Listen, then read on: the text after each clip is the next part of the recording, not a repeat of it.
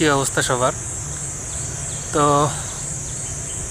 দেশের অবস্থা ভয়াবহ খারাপ, যেটা আমরা পরিলক্ষিত করতেছি। বলার মতো ভাষা নেই, কী বলবো বলেন। এখন এই যে ধর্ষণ, হত্যা, এটার তো বিচার তো বাংলাদেশে খুবই কম, হয় না ধরতে গেলে, যেটা আমরা দেখে আসতেছি। কি করা যায়?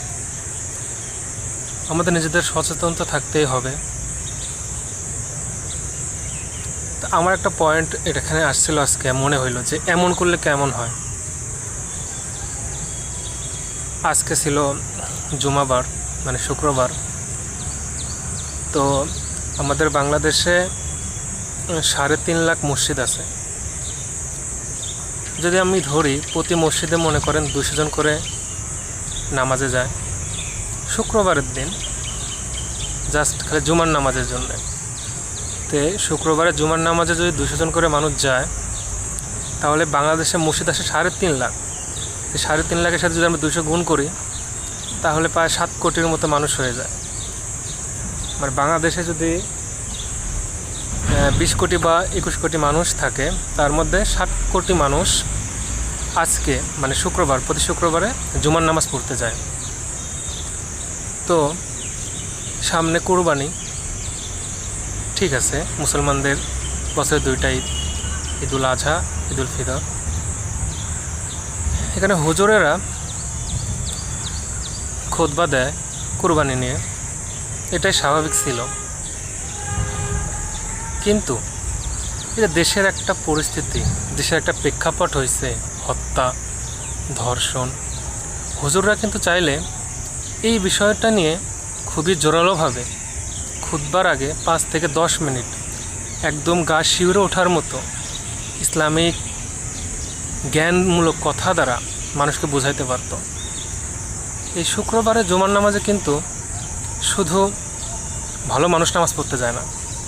এই জুমার নামাজে হয়তোবা গত শুক্রবারে রামিস শাহকে যে হত্যা করছে যে মানুষটা, সেও হয়তোবা শুক্রবার নামাজে গেছিল। তো শুক্রবারে 7 কোটি মানুষ নামাজ পড়ে বাংলাদেশে, আমি সাপোজ এটা ধরলাম আর কি, মসজিদ অনুযায়ী অ্যানালাইসিস করে। তো দেশের প্রেক্ষাপট অনুযায়ী হুজুর যদি 5 থেকে 10 মিনিট পুরা বাংলাদেশের সব মসজিদের হুজুরগুলো খুতবার আগে যদি এই বক্তব্যটা দিত ধর্ষণ বিষয়গুলো নিয়ে খুবই জোরালোভাবে, তারা যদি, কারণ এখানে আমার মতো মানুষ যায় মসজিদে, একজন ধর্ষক যায়, একজন সুদখোর যায়, একজন ঘুষখোর যায়, ভালো মানুষও যায়, হুজুরও যায়, সবাই যায়। তো তারা তো বুঝতো, তারা তো একটু হলেও অ্যানালাইসিস করতো। হুজুরা যদি এই জিনিসগুলো আরও ভালোভাবে বক্তব্য দিত এই মসজিদগুলোতে, তাহলে হয়তো বা বিষয়টা একটু অন্যরকম হতে পারতো। যে ধর্ষকটা মনে করেন মসজিদে গেছে, হুজুরের কথা শুনে একটু হলেও পরিবর্তন হয়েছে, তাদের ধর্ষণ সম্ভব হতো না, এমন কিছু হতে পারতো। কিন্তু আমি আজকে মসজিদে গেলাম, আমি ময়মনসিংহ শহরে আছি, সেখানে যেও কুরবানি নিয়েই কথাবার্তা। 3-4 দিন আগে একটা হত্যা হইল দেশে, আজকেও যত সম্ভব ময়মনসিংহে বা গতকাল ময়মনসিংহে একটা ধর্ষণ হয়েছে, 10 বছরের ছোটো একটা মেয়ের সাথে কাজ হয়েছে। তো হুজুর কুরবানি নিয়েই পড়ে আছে। প্রতি বছর তো কুরবানি আমাদের দেওয়াই লাগে। মানুষ কি জানে না নিয়মটা? অবশ্যই জানে। এখানে কিন্তু 5 থেকে 10 মিনিট আমাদের এই প্রেক্ষাপট নিয়ে, সাময়িক যে প্রেক্ষাপট, যে একটা অবস্থা দেশে ক্রিয়েট হয়েছে, সেটা নিয়ে কিন্তু একটা জোরালো বক্তব্য দিতে পারতো, কিন্তু হুজুর এটা দেয় নাই। আমার যে মসজিদ, আমার এলাকায়, সেখানেও আমি একই অবস্থা দেখছি। তো বর্তমান প্রেক্ষাপট নিয়ে কোনো আলোচনা হয় না মসজিদগুলোতে, যেটা একটা খুবই একটা আমার কাছে বিবৃতিকর মনে হয়। এটা করে না। স্বরাষ্ট্রমন্ত্রী বলল যে আমরা বিচার চাইলাম যে ফাঁসি হোক প্রকাশ্যে রামিস শাহ হত্যার। তিনি বলল যে এর মধ্যযুগীয় অবস্থা না, সব কিছু আধুনিক হয়ে গেছে। তা আমাদের হুজুরগুলা 1400 বছর আগে সব কিছু ঠিকঠাক আছে, আমি মানি, সব ঠিক আছে। কিন্তু যুগের সাথে বিবর্তনে আপডেট হয়ে আমাদের কোরআন সুন্নাহর আলোকে যে বক্তব্যগুলো দেওয়া উচিত, তা তো প্রত্যেকটা মসজিদে দেওয়া উচিত।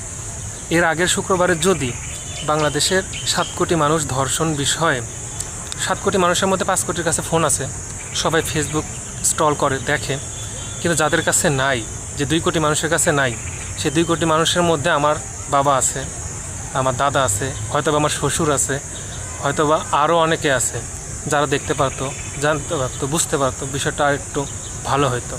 কিন্তু হুজুরেরা এই বিষয়ে কোনো কথাই বলে না।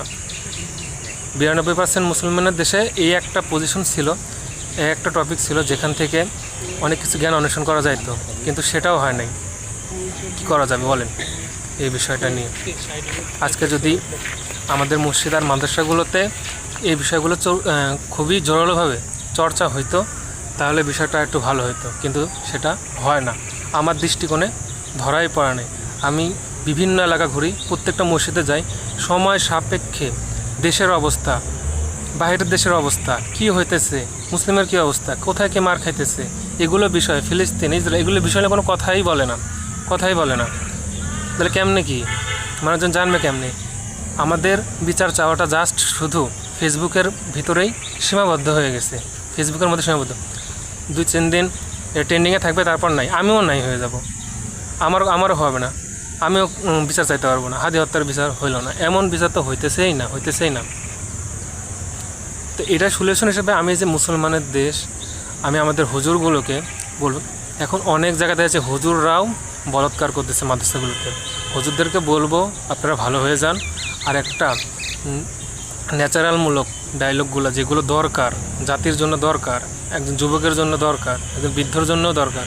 40 বছর বয়সে একজন বুড়া মানুষও 10-12 বছর শিশুকে ধর্ষণ করতেছে, কেন করতেছে? এই বিষয়গুলো, প্রেক্ষাপটগুলো তুলে ধরতে হবে, যাতে, কারণ আমাদের মসজিদগুলোতে থেকে যদি আমরা একটা পজিটিভলি কথাবার্তা সবসময় পাই, একটা খারাপ মানুষ মসজিদে যায়, আমি তো প্রথমেই বললাম যে মসজিদে কিন্তু আপনি কিন্তু জুমার দিনের ফজরের নামাজে 7 কোটি মানুষের মধ্যে 1 কোটি মানুষ মসজিদে পাওয়া মুশকিল, কিন্তু জুমার নামাজে শুক্রবারেই 7 কোটি মানুষে কিন্তু সেখানে থাকে পুরো বাংলাদেশে।